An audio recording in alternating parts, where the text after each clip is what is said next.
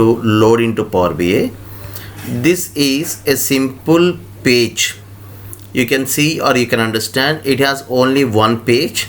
The page has one table and one series of data, and this data will explain you about all the table, what is sales ID, date, product, and how this has been recorded, right? Now let's make the simple basic understand.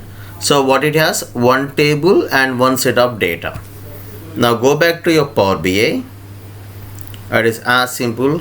Click on get data, select more, and click PDF and click on connect.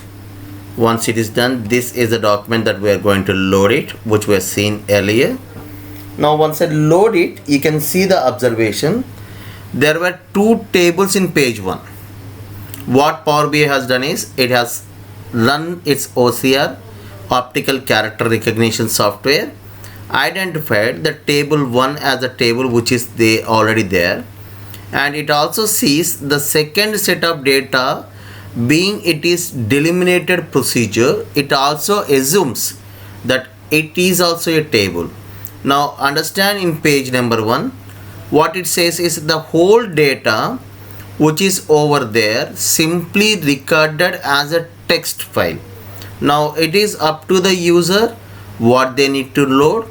Now in simple, I am loading the table 1 from the page 1 and click on load. It automatically takes the data and loads it adjacent to your Power BI file.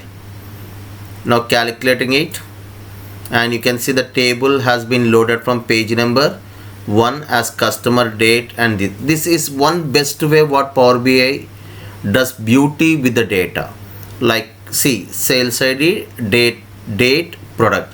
Imagine it takes data from text file, it takes data from PDF, converts PDF file, identified tables, identified text, and it gives user a chance to load what he needs and what has to be analyzed.